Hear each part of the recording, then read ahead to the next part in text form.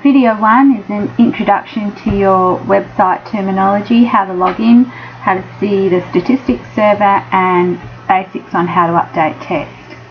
So you'll see on the front page of your website you have a menu bar across the top, you have a slider, then you have down the bottom your admin login. So those are the three things that you need to know from the front page. Each of these images in the slider is linked to a page. So if I click on this first image, it will actually take me to the archives page of the website. So that image is actually attached to this page. It's something I'll show you how to do later. If we go to the next image in the slider, which they automatically go through, or you can actually click on them to go to the next image, this one goes to the contacts page. So you see that image is actually attached to this particular page. So let's have a look at how to log into the website.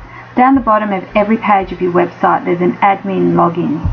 So we click on that and use the user ID and password that's been given to you. Try not to use other people's username and passwords because different people have got different levels of access to the website. So we will use this login, which is editor level access. It's the second to top level. The next level up is administrator access, which is the access that I have, which takes you deeper into the website. When you come into the dashboard, you'll see that there's statistics and list of pages and categories, and also recent comments. So pages where you're allowing comments, the most recent comment will come up there, and you can approve it or you can list it as spam or trash it. So if someone sends a comment through, it has to be authorized, otherwise it won't come up on the website. So this statistics server here is just the absolute basics. If you go to Jetpack and click on statistics, site stats, you see you have a statistics server, and it gives you 4 pieces of information. So you have your first overview at the top of how many visitors, how many page views you have each day. Down here you have 4 pieces of information. There's referrers, which referrers means what people clicked on to get to your website.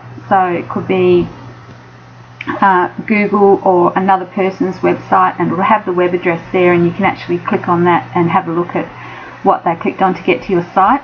Search engine terms, it will tell you what someone typed into their search engine. So if they typed in Folk Club Alice Springs or music in Alice Springs, then that will be here as well, so you can see what search terms are successfully driving people to your site. Top pages and posts, so you can see how many views you had that day and what page the person viewed, so you can see which are your most popular and useful pages.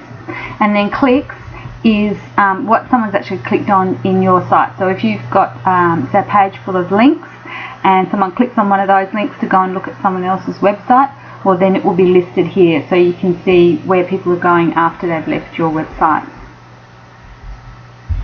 So let's look at the absolute basics of updating text on your website. It's very easy. Now that I'm logged in, at the top left hand corner in this grey bar there's a link that will take you back to your website. Because I'm logged in, I now have a grey editing bar across the top of the screen. This is here all the time that I'm logged in. After I log out, then that bar will disappear and you'll just see the website in the same way that everybody else will see it. So just say I wanted to change some text. You surf to the page that you want to change. So I'll go to the About Us page. I can click Edit Page at the top of the screen, or when I'm logged in, down the bottom of every page is Edit This Page. So both of those will take you to exactly the same spot. They do exactly the same thing. They're just in different locations.